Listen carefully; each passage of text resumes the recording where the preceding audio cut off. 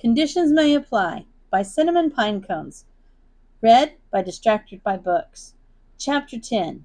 Shinso Family Trauma Hour Part 2. Electric Boogaloo. It turns out that he had not fixed the space heater, and now that he could test it, he was more motivated to give it another go. He tinkered around with it for a while until he finally got it to hum to life. Heck yeah! He was 2 for 2 again! He felt unstoppable, and wasn't that a strange feeling? Confidence wasn't something he was used to. He had to remind himself that 2 was a coincidence and 3 was a trend. These were probably easy fixes. He shouldn't let it get to his head.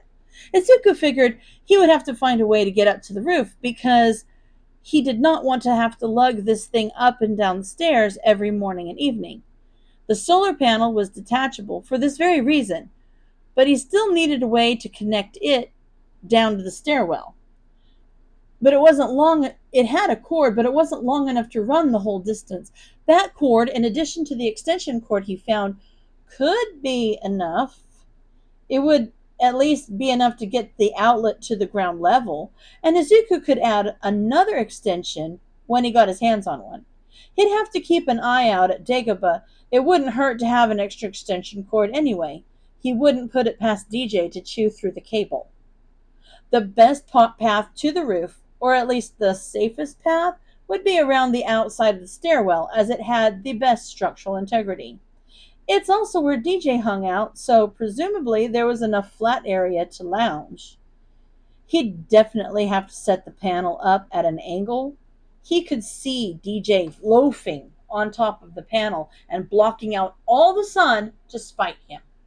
It was the perfect size for her to loaf on, and it was black, so the sun would warm it up, which would be too tempting for even the most well-behaved cat, and DJ was a menace. Izuku could wait and try to find a ladder, but who knows how long that would take. He wanted to get this done now. He thought about the Twilight and Underground heroes he used to see from the roof of his old apartment building, jumping around rooftops and climbing up the sides of buildings like they were on Jungle Gym. This was a bad idea. He thought about how he had jumped off a wall and launched himself high enough to hit a 7-foot-tall man in the neck. This was a really bad idea. He saw how the stairwell was built onto the outside of the wall, so it stuck out and formed a small alcove with a nearby support beam. So, theoretically, Izuku could jump from wall to wall all the way to the top of the roof. He was going to do it, wasn't he? Half of him was already exasperated with his own idiocy, but the other half of him was a passively suicidal 12-year-old with no supervision. Izuku let the kid in him do the decision-making for once. He tied the solar panel to one end of the extension cord and tied the other end around one of his belt loops, so that if he fell, he didn't break the panel as well as his bones. And if he didn't fall, he could use the cord to pull the panel up to the roof. He pushed the dumpster into the alcove, both so he could get a head start on height and so that it could break his fall in the likely event he ended up eating crap. He kicked at either wall as high up as he could to check that they wouldn't give under his weight. Once he was satisfied that they were sturdy, he jumped at the wall and turned midair to kick off the other one. He got 2.5 jumps up before he fumbled the turn and sent himself careening into the dumpster. His palms got scratched up and his bum was likely going to be sporting a new bruise, but he wasn't too worse for wear. The point is, he had proven his theory. Meow! And he'd woken up DJ again. Listen, I'll give you more treats tonight. I just need to get this up on the roof. I'll even put the dumpster back so you can keep scaring the crap out of me.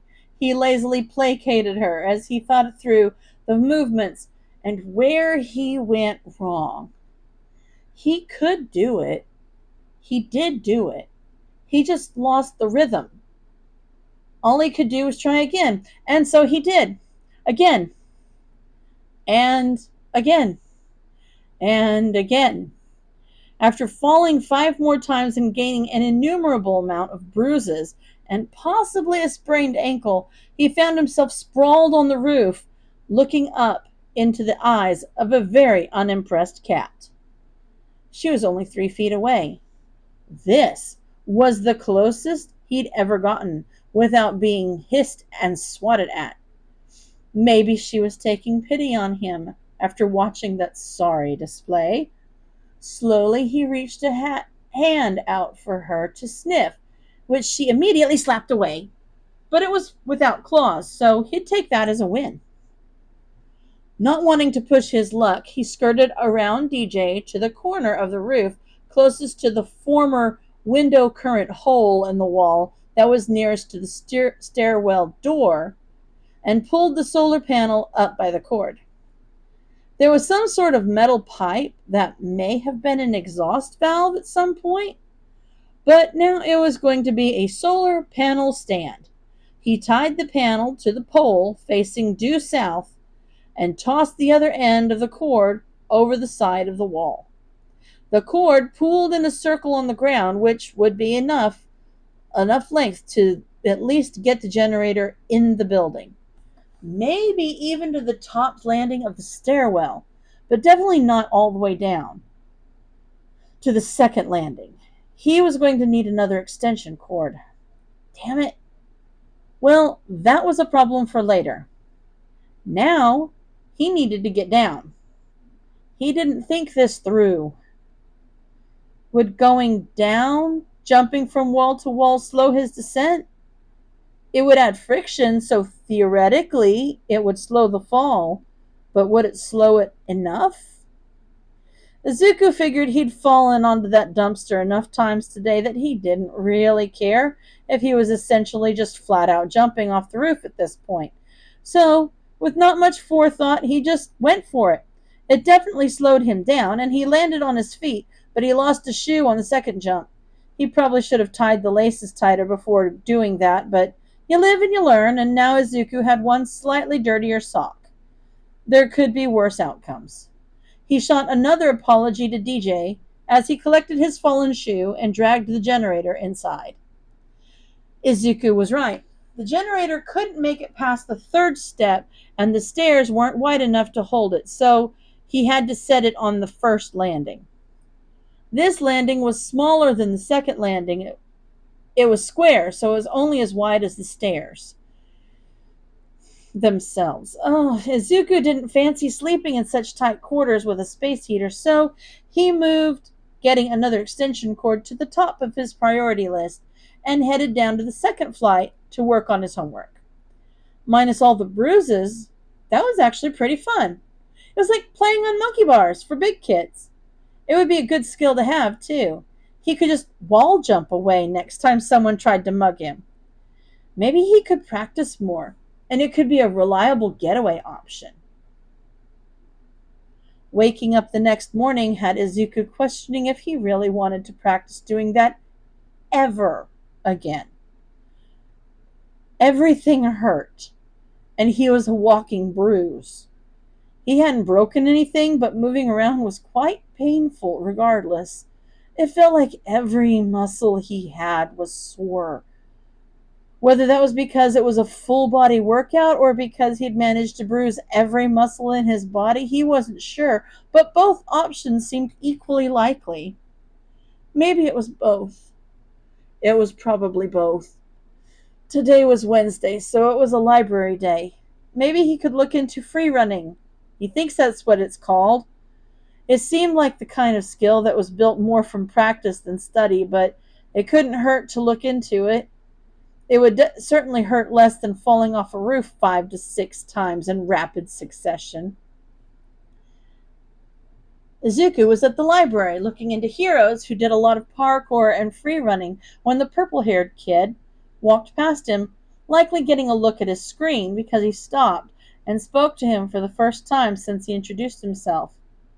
So, you like heroes a lot, don't you? The kid seemed to have surprised himself by speaking, and Izuku nearly jumped out of his skin because he hadn't realized he was behind him. He'd been starting to let his guard down here, and he didn't like it. He was easing himself into a false sense of security. Neither of the Shinsos had said or done anything even mildly aggressive to him, but that was because they didn't know what he was. He was never going to tell them, but he knew they'd find out eventually. He'd let it slip, or someone from school would see him in there and cause a scene. Nothing good ever lasted. Not for him. Izuku didn't know how to respond, and apparently he was taking too long to decide because Shinso looked very uncomfortable and started trying to fill the awkward silence. I just mean, you're always doing research on old merch and watching the news, and now this. I'm not trying to say you're obsessive. That came out wrong. I know you've researched all types of stuff that goes way over my head. You're probably really smart. And now I'm making myself look like a stalker. Sorry. I'll just go. Back to my spot. He said all in one mumbled sentence. Oh no. Now he had made him feel bad. He had to say something. No, no, it's okay. I just didn't know what yes, I do like heroes. Why do you ask? Do you like heroes too? Shinso looked as uncomfortable as Izuku felt. Kami, what a pair they made. Yeah, I like some of them. I like the ones with non-combative quirks. They're really impressive, but sometimes the limelights are too much, he responded. Izuku was nearly vibrating in his seat, trying to hold back the urge to unload every fact and statistic he knew about heroes with non-combative quirks. Normal kids didn't care about all of that, and they thought it was really weird that Izuku knew it all off the top of his head. Just because another kid likes heroes doesn't mean they want to hear him rant. He'd learned that lesson the hard way too many times. Suppressing the urge to go overboard, he responded instead by asking, "Who's your favorite?" Most kids had a favorite hero. Surely that was a safe thing to ask. Apparently, that was not a safe thing to ask because the kid's face went from nervous to grief-stricken the moment the question left his mouth. Hitoshi remembered that night like it happened yesterday. He was out with his parents for his 7th birthday. The three of them had made it a tradition to go out for dinner on his birthday because he hadn't had friends to invite to a party since he was 4. It was a Saturday night. His tummy was full of ice cream, and his mom was holding both his and his father's hands, since the street wasn't too crowded for them all to walk side by side. He couldn't remember what they were talking about, but he knew he was happy. He might not have friends, but he had 2 parents that cared about him, and that was enough for him in that moment. But that moment couldn't last forever. Kami. He wished that moment could have lasted forever. He remembers how one of his father's co-workers came stumbling around the corner, and when his eyes met the family, he looked so angry. His words were slurred, but Hitoshi could make out something along the lines of, "They shouldn't let you type breed," before he charged at them. His father pushed him and his mother behind himself and tried to command the man to stop, but he was too far drunk and angry to listen. Hitoshi couldn't do anything but watch as the man's fingers morphed into knives and embedded themselves in his father's chest. Just as the man turned on Hitoshi and his mother, he was pulled back by tendrils of cloth, and another man descended from a nearby roof, breaking his fall on the other man's face and promptly knocking him unconscious. The hero left him where he's dropped and rushed over to Hitoshi's father, quickly wrapping the cloth around his chest and applying pressure and calmly but firmly telling his mother to call an ambulance. The hero did everything he could. He saved Hitoshi and his mother. He apprehended their attacker, but despite his best efforts, Shinso Tsuyoshi bled out on the sidewalk that night in front of his wife and son. The look was fleeting. Shinso tried to pretend it didn't happen, and Izuku politely let him. It took a moment for Shinso to respond, but eventually he did with a sad smile. You might not know him. He's underground, but he's a local. My favorite hero is Eraserhead. Again, Izuku had to stop himself from going on another rant because clearly Eraserhead was Shinso's favorite hero for a reason, and judging by the look that briefly passed his face, he probably saved him from something horrible, and now is not the time for excited word vomit about how cool Eraserhead was. Yeah, I know Eraserhead. He patrols my old neighborhood. I used to be able to see him from the roof. He's so cool. He's one of my favorites, too, he replied, doing his best to restrain himself. Izuku could go on and on about how Eraserhead was his biggest inspiration because from what little he could find of him online, he knew that he practically fought quirkless. His quirk could erase other people's quirks, so all he could do was level the playing field. Everything else was pure skill. The way he whipped himself around the city with his capture scarf was all him. He was living proof that people could do amazing and heroic things without the use of a quirk. If there were any up-close videos of him online, Izuku would be studying them right now because that was exactly the type of thing he was trying to learn how to do. That seemed to be the right thing to say because Shinso's sad smile started to look a little more genuine as it met his eyes.